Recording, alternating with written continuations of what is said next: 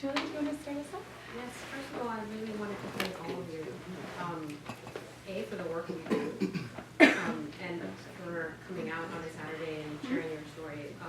One of the work that you do and sharing your story, I know takes time and energy, and so I want to appreciate that. And also to thank Mary and Mika, I forgot to thank them before, but for, putting this panel together and the event and organizing it.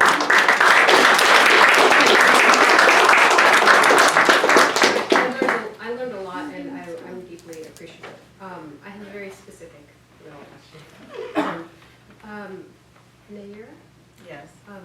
I was really interested in what you were saying about the 3 demands that you have, and the example of the undocumented folks who didn't know about and the translation problem is a big one in environmental justice and procedure and access and all that kind of stuff. And later on, you were saying at some point we would like more services, and it's not specific people, or there was something you said about everybody should have services.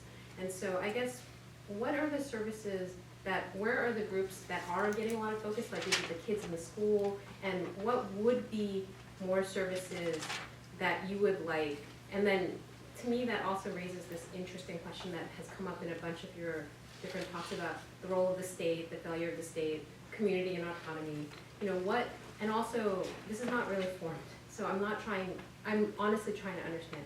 And then you talked a lot about trauma, and there's a lot of violence and trauma and pain in the different struggles you're working on. So without asking for some kind of story about trauma, how do people work through trauma and kind of that level of violence? Mm-hmm. And so I guess, part of the question was a narrow question, which is, when you say we would like more services and for everybody, is that mental health therapy, dealing with post-traumatic stress, you talk about emotional, the abuse cycle, and so there's this really interesting stuff, and I'm not asking for on that level, but what is, when your group articulates what should be, to deal with the mass poisoning that have been, done to you, what would that look like? Are there other questions that we want to add on to that question? Yes, please. So this was wonderful. This is so great. I'm an Eastern student, so I love hearing from other former Eastern students. I also protested the Board of Regents when they were trying to ruin the school in Detroit, and they pretty much succeeded. So can you talk a little bit about education in both areas in Detroit and Flint, and Standing Rock has that great school, maybe add that in there? Just in general, where you see education going and what we can do better to be supportive educators. Great. Yes, right.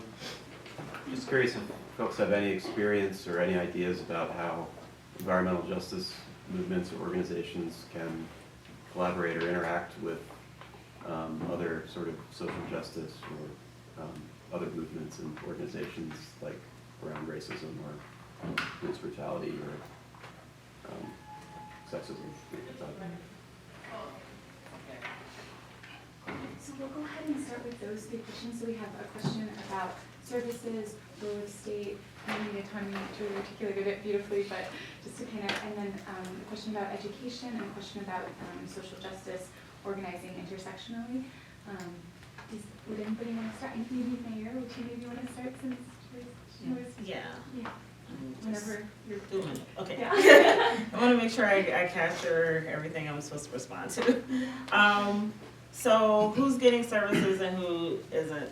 So right now, the state has a Medicaid expansion. The undocumented community is ineligible for the Medicaid expansion, so we still have many youth who aren't receiving medical services at all. And unfortunately, the state does not have a public health lens as they're crafting these policies. So a lot of the markers and cutoffs are really are very artificial. A lot of it is what the CDC funds. So it's usually 0 to 6. So we have a lot of services for preschool and 6 because they say that that's the population that is most adversely impacted from ingesting lead. But that is kind of wrong for Flint, because one, we have multiple contaminants in our water. We don't know what the hell's in our water. I know Laura could probably talk a little bit more because she's had more extensive testing with her water, and hopefully, like, as we talk about like services, like, we're fighting just to get money from the state and from the federal government to get like money to respond to just to replace the pipes, like, not even counting getting more services for our special education. The ACLU earlier this week filed a lawsuit to try to force the state to be ADA compliant, provide services in our schools around special education. So as lead is a neurotoxin, so we're gonna have more children that are gonna need these supportive services in the educational system. And right now, the Flint community schools and the charter schools within Flint are providing that now. So this is kind of a preemptive lawsuit, like, as we have more and more people who are going to need these services. So it's going to take about 5 years for us to get a more accurate count. One of the things that we're looking into is what's the actual cost of this crisis? Because all numbers that we have is from the state, and it may be just for pipe replacement. It's not talking about like the burden for medical care long term. It's not counting what the burden to our educational system is long term. Doesn't take into account what the actual replacement of just like the private infrastructure, because we have people who have spent money to replace hot water heaters because this water has been corroding like their own internal pipes and their small appliances that use water. So and talking about trauma, which is very horrible, because I'm like, if we're a poor Black community, majority Black community. I don't like saying majority community of color, because I'm like, no, we're Black. Like, that's that's what it is in Flint. And unfortunately, like, there still hasn't been like a fleet of counselors going to the school and talk to these kids, because kids think that they've been poisoned. They don't know, they're scared. And like, there was we have Grand Blanc Community Schools, which is about 10 minutes outside of Flint, basically Oakland County sprawl, so it's pretty wealthy. I actually grew up in Grand Blanc. But there was a teacher who died unexpectedly. Like, it wasn't like she had an aneurysm, died. The next day, they had counselors at that school for the kid. Right. Like, we've been poisoned, ain't been a counselor yet at any school.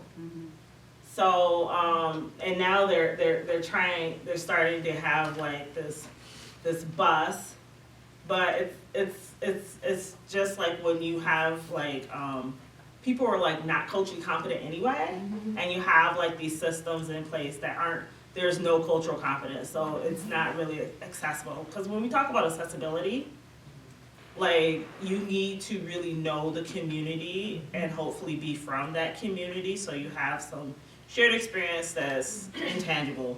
So so we're still working with like other communities to try to get like those, especially like those services.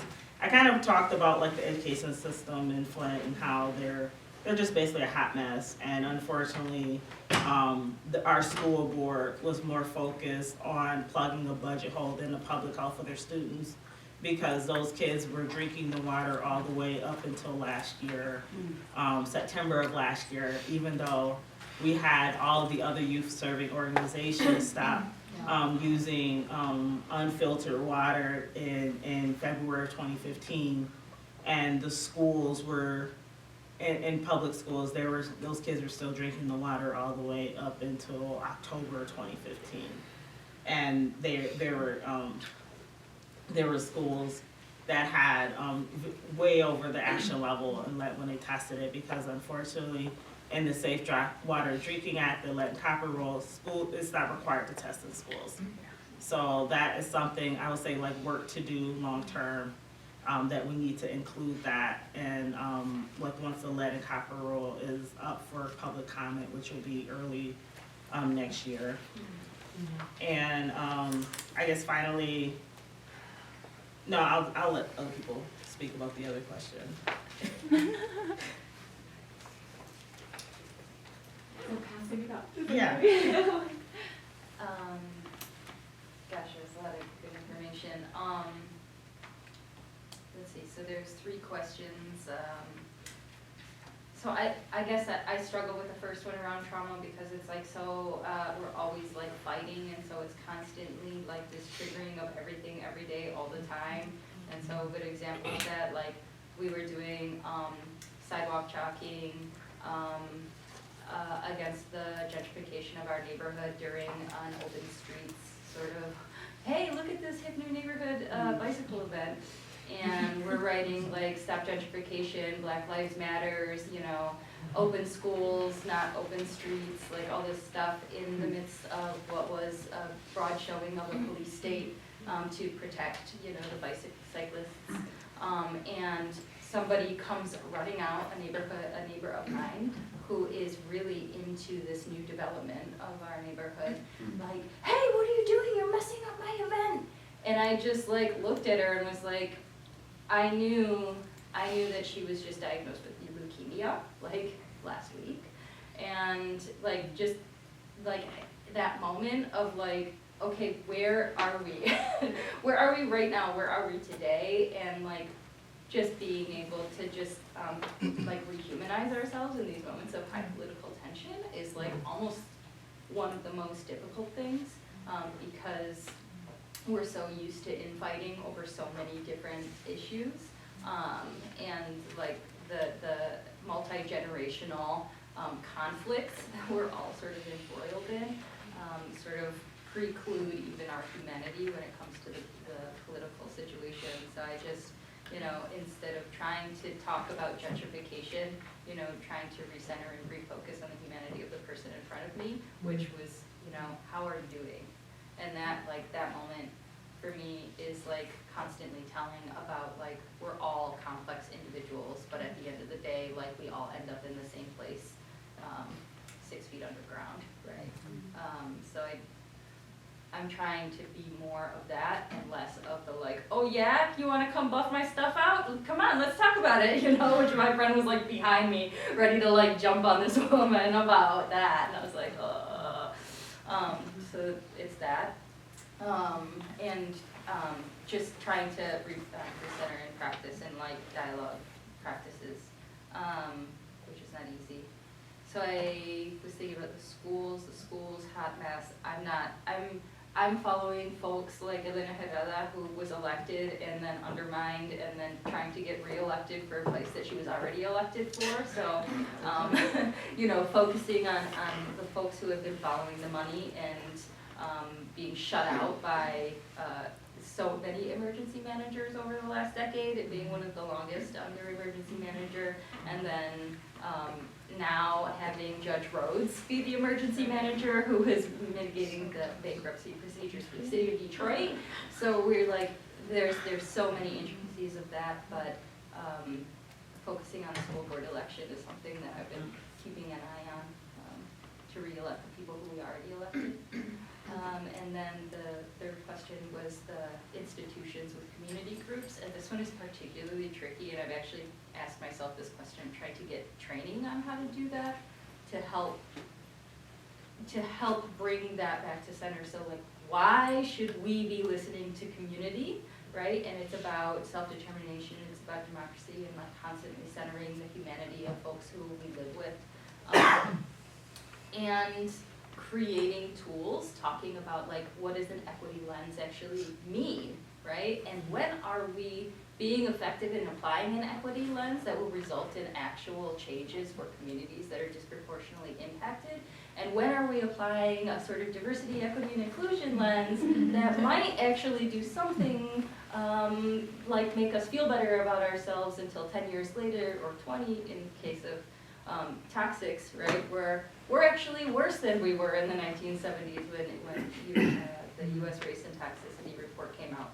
So that, I think that's like the trickiest question of all, is like, how do you transform somebody into understanding, right? And I talk with my like social psychologist friend about like, well, what do you do? And a lot of that is, again, just trying to rehumanize and recenter, right, like critical truths about people who are living it, right? But no clear answer. Anybody else want to respond to this? Yeah, I just want to speak to a couple of the things to kind of give you an example of what it means not to be culturally competent. And I mean, I'm not talking about you, not you, but like what's happening in Flint, especially with the social justice lens. And I think as answering the last question, like how do you kind of tie it to the other things like Black Lives Matter or the school to prison pipeline. I don't think it's separate. I mean, I see it as all being connected, and what Naira was saying about our school to prison pipeline is inextricably linked to the lead poisoning, because I think, a lot of the information came out from the ACLU actually looking into pension corruption and school suspensions, and then we found, like from some of the information that we found like shit was happening with the water. We didn't even imagine that it was lead. It was, just, things with the infrastructure. But to give you an example, we had 137 graduates from our 2 high schools that are left in the city. We only have 2 high schools left in this, we're supposed to have this flagship, educational system. 137 graduates? Okay, so that's a really low number for, the amount of seniors going to school in Flint. We had 6,800 suspensions in both of those schools. Somebody said 6,800 suspensions. And there's been no link to the lead crisis, to the lead poisoning. Clearly there's got to be a connection. One of the things we've been demanding is find out what's in our water. What is wrong with our water? It's like we're not the experts. We know that it smells, it looks bad. When the test came back, I have a 55-page report from Water Defense with Scott Smith. It's not just the lead, it's not just the copper. I mean, you might have seen the news reports that we've had 12 officially confirmed deaths from Legionnaire's disease. Legionnaire's disease? Like, come on, right? That's like from the turn of the last century type of disease. We also had dysentery over the... Yes. Yeah, so we have outbreaks of dysentery. We had a professor from Kettering who had dysentery. Dysentery? Like, come on. And then we have the Shigella, I don't even know what that is. Shigella is dysentery. Oh, is that what that is? Yeah, Okay. Shigella is dysentery. Like, so if you ever played Oregon Trail Yeah. or studied the Revolutionary War, I mean, people have died from dysentery. Okay, that's which is basically like diarrhea. Like, yeah.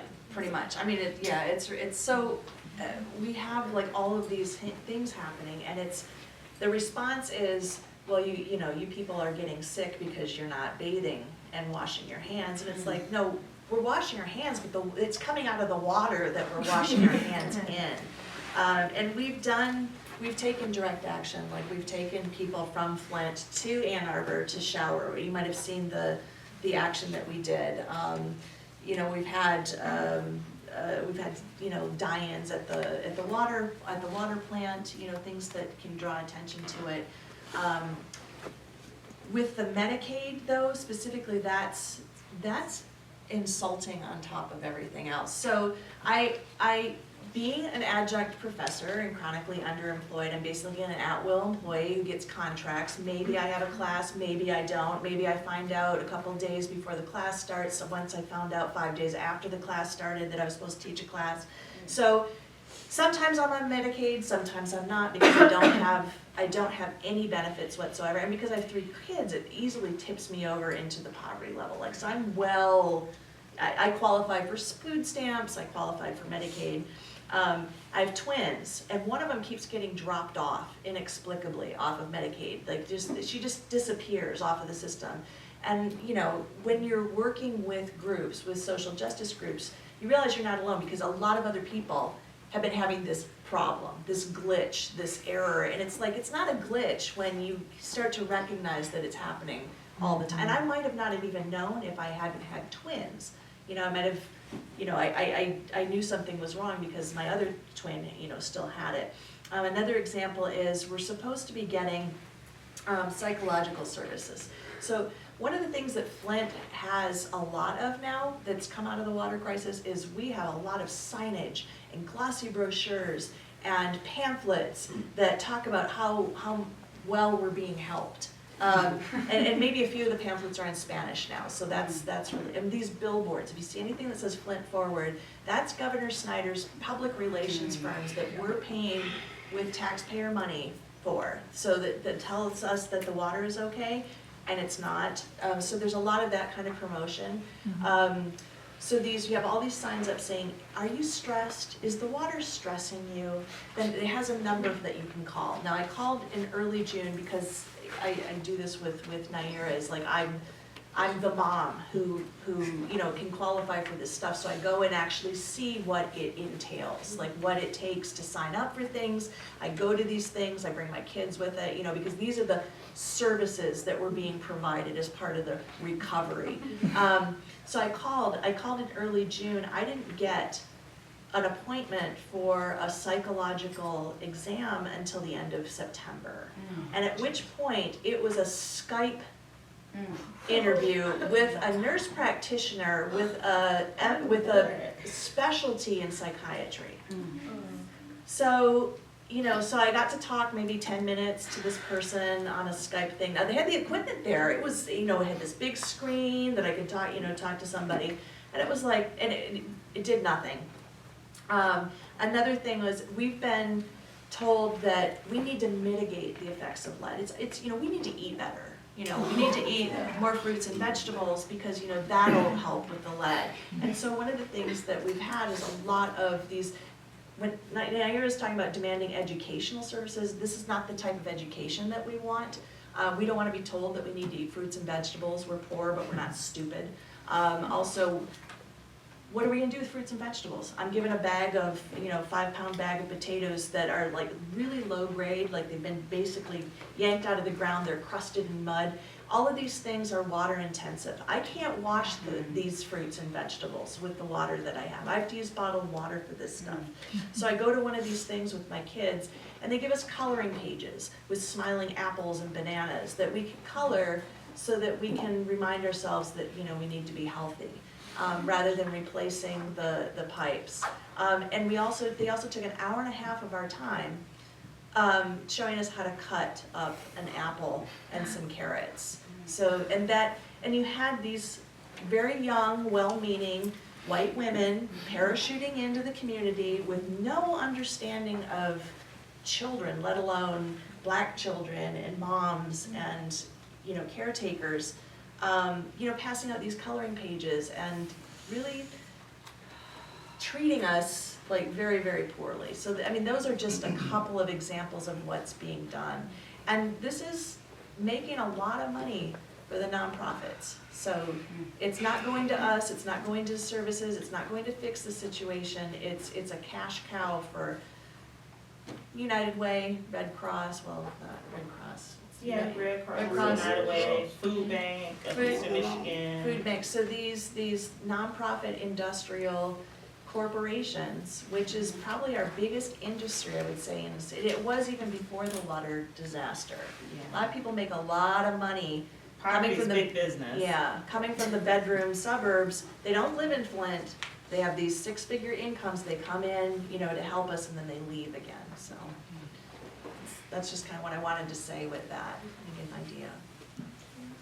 Thank you so much. Did you want to address any of the questions before we wrap up? Yeah, just briefly, once again, thank you for having us here. Thank you, Mary and Mika. Mm-hmm. Yes, thank you for holding this event. I was thinking a little bit about social justice, organizing, and sectionality, and but I was thinking about the perspective of like, universities crank out, environmental justice, people with those majors, social workers and things like that. And the way it's set up, a lot of the people who get these degrees and go out in the communities, don't look like the community, right? You know, so here's this intersection, right? And one of the things I've noticed, especially here in Washington County, you've got this nonprofit machine, right? You know, you got these 800 nonprofits here in Washington County, and in my opinion, most of them do a economic job, right? You know, but one of the things they do, and they've gotten really good at, is creating jobs for themselves, right? And so what happens is, and hopefully none of you out in the audience go into the communities that maybe chances are don't look like you, with these well-meaning and well-intended ideas, right, about what the community needs, right? And so I think it's important to go into the community and find out, as a couple of people have alluded to up here on the panel, to find out what it is that the community wants, right? You know, to get a better understanding from them. For example, I wanted to put a sign out at Park Ridge Gardens, right? And I thought the sign should have said Southside Gardens. I really like that name, right? And so what I did, I went around in the community with a ballot box, right? And with a box and some names for the community to choose what they thought the sign should say. And God damn it, they chose Park Ridge Gardens, right? You know, I thought if it was left up to me, it would have been Southside Gardens, right? You know, because that's what I thought the community needed, and it turned out to be that's not what the community wanted, you know, that kind of thing there. And also a couple things, you know, what happened was when I created that community garden in that neighborhood, it took me a while, and even still today, let me say, I still haven't gotten buy-in from the community, you know, and I look like that community, right? That community saw me out there every day in that garden, pulling weeds, planting stuff, right, you know, and what I came to understand was what's happened generationally is I found myself in a community that had grown accustomed to being given something, right? You know, given a fish instead of being taught how to fish, right? You know, so they you know, organizations come in there and people come in there, but they come in there a lot of times not knowing what they're doing. The work they're doing is not empowering that community, right? It's just actually giving that community something, right? You know. And so it made me understand moving forward that the things that I want to do, I have to do intentionally in a way that empowers people within that community, whether that's individually or collectively, to make decisions for themselves, right, that are positive and that put them on a track that will provide some sort of economic or educational or social benefit for them, you know, to try to make them look at life in a different lens, in a more futuristic lens, you know. What I found out is those communities, one thing that they are really deprived of is hope, right? You know, and so, you know, how do we create hope in the community to see something better for themselves and to move in a way that's more intentional and positive. Yeah. Thank you so much. Mayor wanted to add something. Yeah, I will say, like, I have a different experience. It was something I actually forgot. One is revolutions never begin in the walls of a nonprofit organization. Begin in the streets. So you need to be out in the streets to build revolution, to dismantle like capitalism in our society. There you go. But I mean, I have a different experience. Like, I used to work in food justice work and working with an organization called Edible Flint, which is based in Flint, Michigan. And it started out like there was like these community gardens, and it was like these white people. It was all on the north side of Flint, which is majority black because Flint is very hyper segregated. In one of the top, I don't know what it is now. At one point in time, Genesee County was the most racially segregated county in the nation. In 2010, I think like now, like we may have dropped a little bit, but we're still like we still have like a super segregated metropolitan area. So we had like these white people, like because of blight, which was really like, you know, it was a period of time where in black communities, like there was kind of like opalescent disinvestment. So you had like government like not investing in those areas, banks not investing in those areas. So there was vacant land in these spaces, and we had, you know, white people's like, I think I want to do a community garden on the north side of Flint, and they were digging the garden and planting their stuff, and they're like, well, why aren't these people helping us out? So me, as being a black person, a facilitator, and growing up on the north side before we went to Grand Blanc, going up there, talking to people, turns out, like, the food's not culturally relevant. Like, we're planting kale and Swiss chard, and like, people will eat collard greens and tomatoes, and that's not what you're planting. Like, you're planting some other random stuff that nobody wants. So, so like, as you're getting people to recognize that, one, then two, like you're coming into a community, like I grew up, my parents are from the South, so we always had a sustenance garden until, and it's so crazy, like how, like the history of food is the history of society. Mm-hmm. So when you think of who grows your food and what are the societal messages, because growing up, like my parents can't, but that's because they were poor. Right. Like they grew up in poverty, so you had to can. But like once my parents like went to school and then like graduated, you know, was a medium income stuff, they didn't do that because they associated that with poverty. They associated that with their childhood. And now you have upper middle class white people who are just like, I want to know where my food comes from, and I'm going to can. And so now you have like people who are canning, and now they're looking down at people who were buying food from the grocery store. But when you look at all the messages from like the 50s, like it was the exact opposite. So so like working, from my experience of working in the community, like always just talking to people and respecting them and seeing like what they want, and seeing what kind of skills that I have to like actualize their goals, because people are most invested when they're building their own tools for their own liberation, and not like you're just trying to drop in tools for them to use. And they may not need those tools. They may not want those tools. So just really like, to me, like that's what support looks like.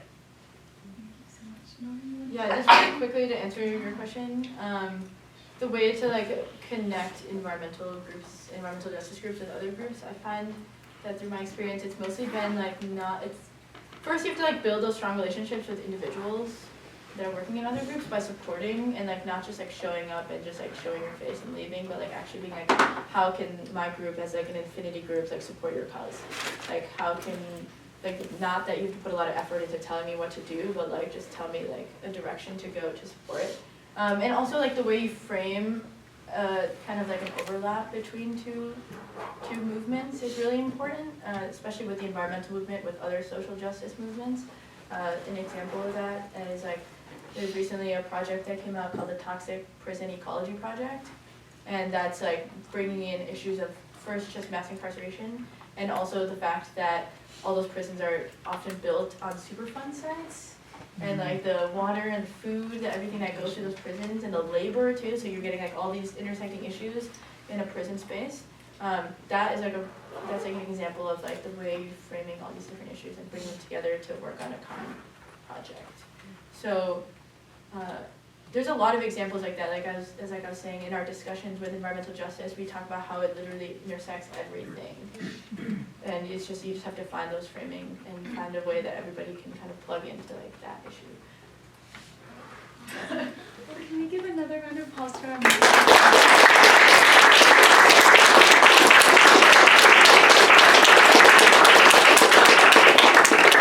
Thank you all so much again for being here.